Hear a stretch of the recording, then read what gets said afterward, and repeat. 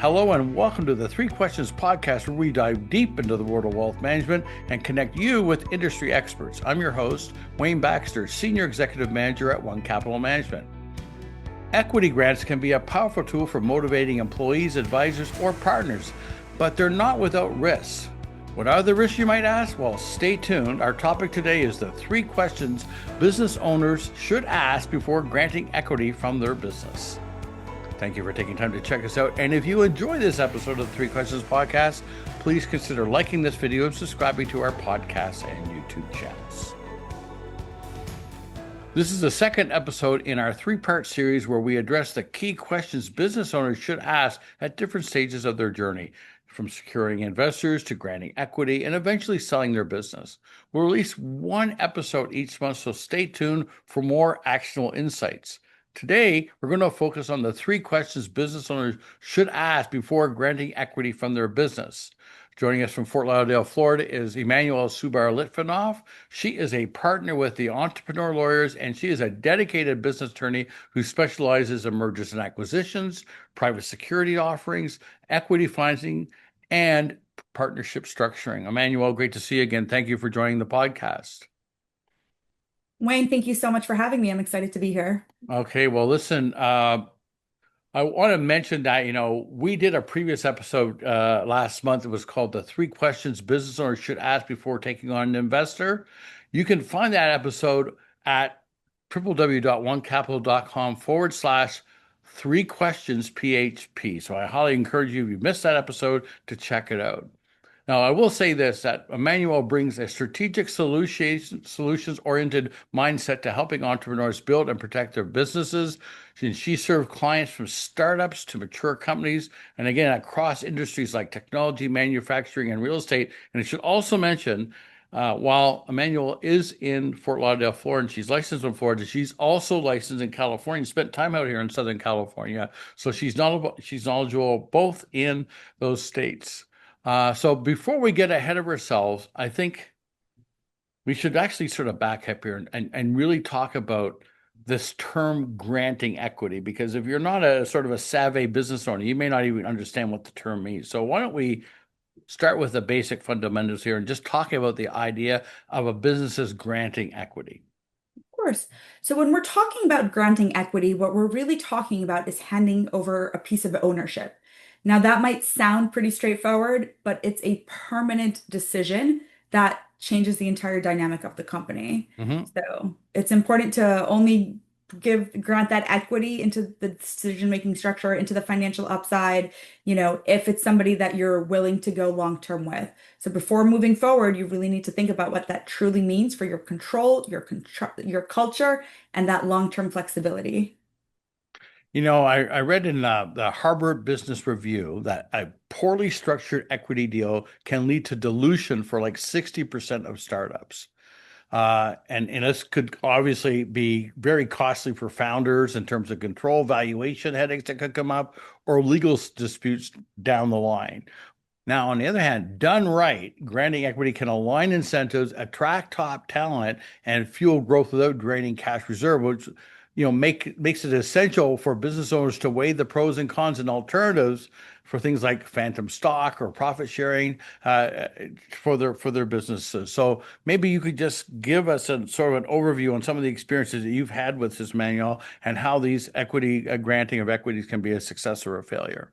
Of course. And I'll preface by saying if there's any startups listening, you don't have to give up equity just to attract that key talent, just so that you have money infused in. We'll talk about that more here, but I see so many give away such big chunks, as you mentioned, 60%, because they feel like they're desperate and they need that infusion.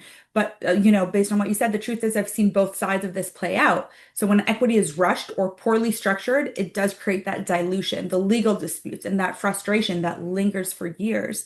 When done thoughtfully, this equity granting can be transformational because it does attract top talent. It does help retain key employees who are invested in that success of the business. And it does help align everyone's incentive around growth. However, with that said, the key here is structure. You need to make sure you're not over granting. You need to make sure vesting and performance conditions are crystal clear and that founders protect their stake. I like to see it as this balancing act between motivating your team while safeguarding the company's long-term health. I was just thinking of this question while you were just sharing that insight. How often is it you that brings the idea of granting equity to your clients versus them coming to you that they've had this epiphany that they should do this? Is it more something that you're recommending, or is it more often that your clients are coming to you saying it's something they want to do?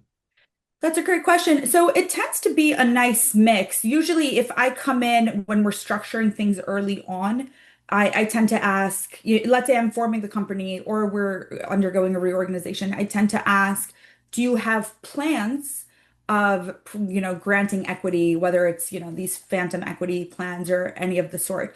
Because then we structure, if we're already touching an LLC agreement, it's best to kind of add in an equity pool or those written consents that would approve such a pool or these agreements happening. So I do like to ask that question. If we're already doing one thing, it's easier for me to just insert that ability to do it later on, and that saves the client, quite honestly, time and money, which is in my interest because I'm in this for the long term with my clients, and I do enjoy keeping their bills low. And then also clients do sometimes come to me and say, hey, there's this individual we really want. This happens often as well.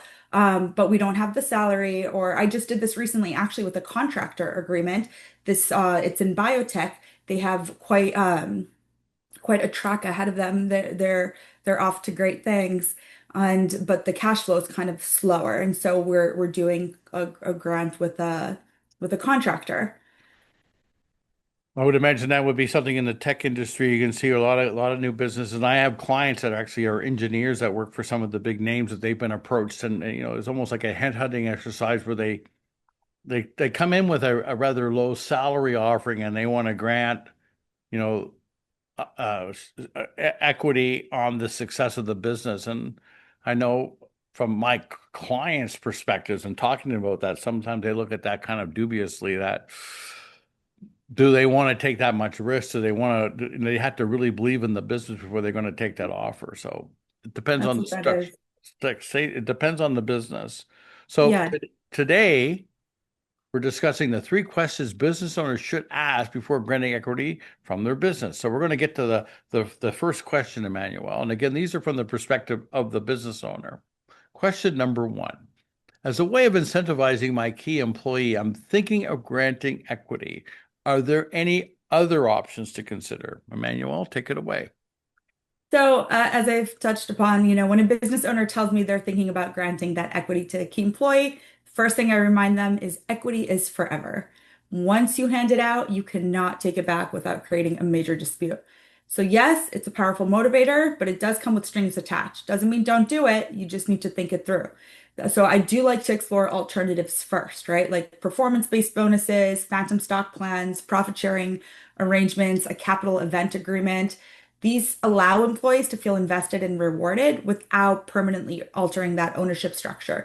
As we talked about in our last podcast, we like a clean cap table if we're bringing in an investor.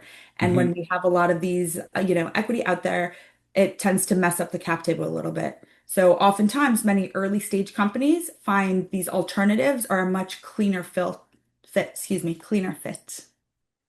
All right. So as a follow-up question, just thinking this through, if a business owner does decide to go with an equity grant like a stock option or RSUs, which sorry for using acronyms, are restricted stock units, what are the key legal considerations they should address up front? And again, you could think like vesting schedules like for RSUs or tax implications to avoid disputes down the road. Are there any specific things that you warn clients about? Oh, definitely. So I fully encourage clients to think beyond just how much equity, right? You need to define the vesting terms carefully, whether you allow single trigger, double trigger accelerations in the event of sale. Consider whether to permit early exercise. If so, you need to educate your employees on timing and filing of what's called an 83B. And then you need to decide on your exercise windows. So shorter windows protect those incentive stock option qualifications. Longer ones are a bit friendlier to employees. And then there's, keep an eye out for any specific disclosure thresholds, state blue sky laws, refresh your 409 Cap A valuations at least annually. And, don't forget to to assess how you handle equity if somebody goes on leave or transitions to a contractor status or is terminated for breach of, their contract. So these are the places that disputes come from if you do not address them upfront and have very clear agreements. Well, you just brought something up that I got to segue off of there, and that we were talking earlier about how you're licensed in Florida and California. If you have a California case, the idea of creating a contractor status for somebody who's an employee, that's going to create another whole. I couldn't help but bring it up. I'm sorry. No, you're right. You know what? I would highly recommend some other type of award or figure something else out if this was a California. I have never done this with the contractor type of equity agreement for a California client. I will say Yeah. that. We Yeah, we since the Dynamax case raised its ugly head a few years ago, the yeah, idea of independent contractors in California is like a timeout, hard stop. yes. It could cause a lot of havoc for business owners. Sorry for throwing that one in there, but I couldn't. Yeah, yeah, you know, I get that. Okay, so Emmanuel, thank you for that answer. So let's go on to question number two. My business is in the early stages, and I'd like to bring on a senior advisor who would likely stay on for 1 or 2 years. What is the best way to compensate them? So it's always on a case by case Hmm. basis, right? That's the typical attorney answer, depends. But I do recommend typically a combination of that flexibility and discipline. If you go with equity, in this instance, structure a modest non-equity stock option, grant around typically it's 0.25% to 1% with monthly vesting. Generally, it's about that 12 to 24 months and a 30 to 90 day post-termination exercise period. Alternatives is a cash retainer with a success fee tied to milestones. I actually really like that one. It incentivizes them. And then in an LLC, also really good, profits interests may be preferable. In multi-jurisdiction settings, which I deal with a lot, phantom equity helps avoid tax complexity. So that's huge. The agreement should always include typical non-solicitation, termination metrics, mechanics, excuse me, and then device and intellectual property return obligations. Note in California, I did not say non-compete because that is not permitted in California. But this way you get the benefit of the advisor's expertise without burdening your future cap table. I asked the question earlier about, whether you advise clients, to consider, capital raises or granting equity or whatever the case may be. How often do a business come to you that feels that they've kind of hit a ceiling and you will actually be the one that will advise them to bring in a senior advisor? Like, how often is this something you're suggesting as a solution versus them coming to you with the proverbial great idea?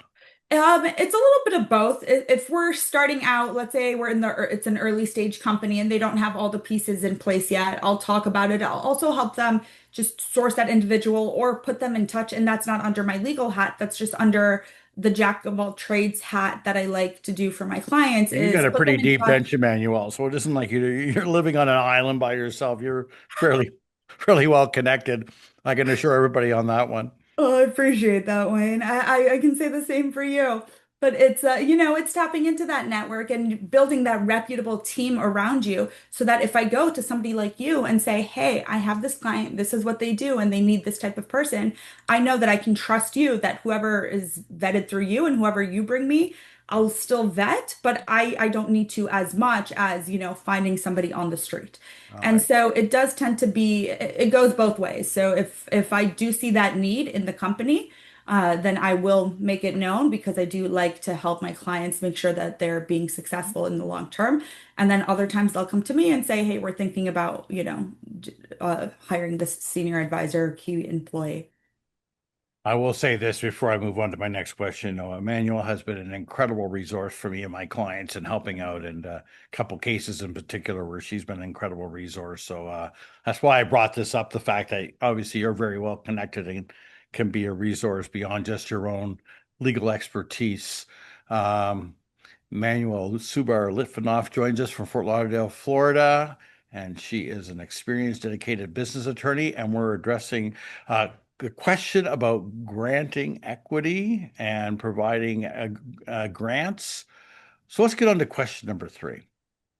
My company has been in operation now for over 3 years. We're looking to raise capital so that we can expand. What is the best way to go about this?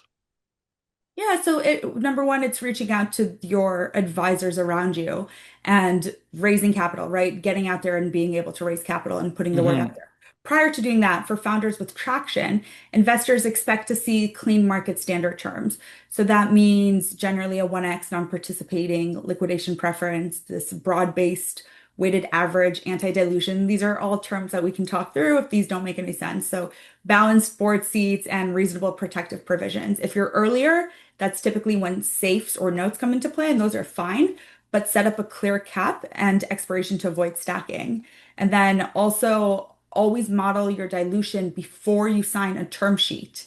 And that helps you know how today's decisions will affect your ownership the next few rounds.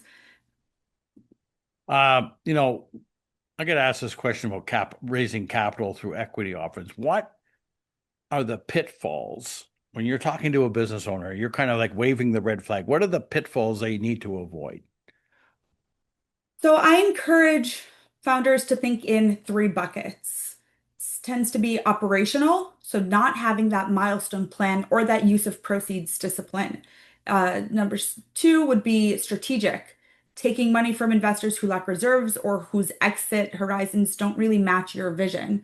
And then on the legal, number three would be legal, side letters that create these conflicting rights tends to be an issue, overbroad information rights, or very weak buyback provisions. And then don't ignore state blue sky filings. This is huge, and a lot of people overlook it. Compliance missteps can derail a round.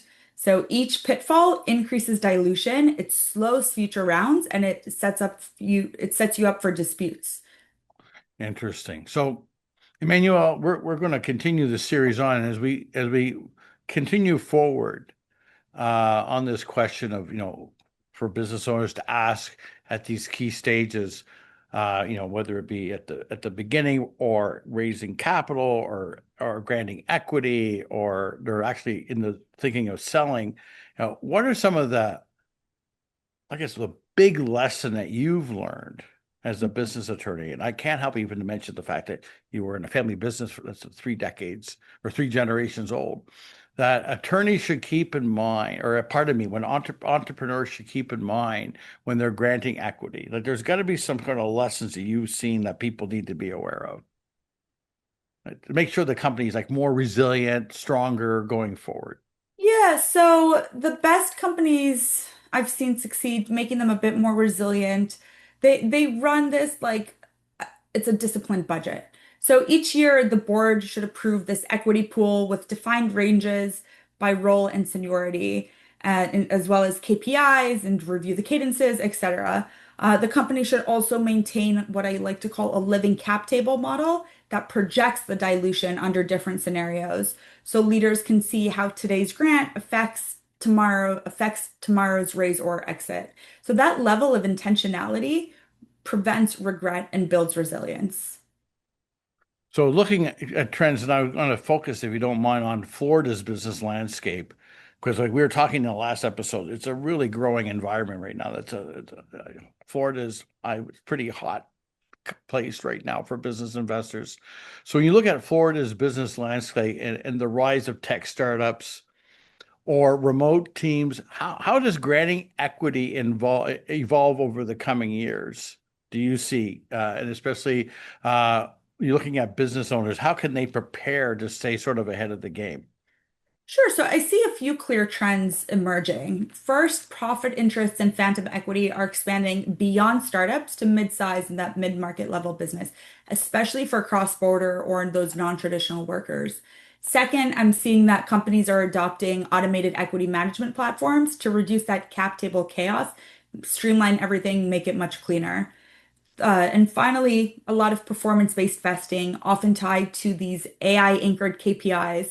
That's on the rise. Florida founders, the best thing you can do is prepare now by adopting scalable policies so that they're not scrambling later. So we've covered a lot of ground today, and I can imagine the folks listening in today say, well, this is somebody I really ought to talk to.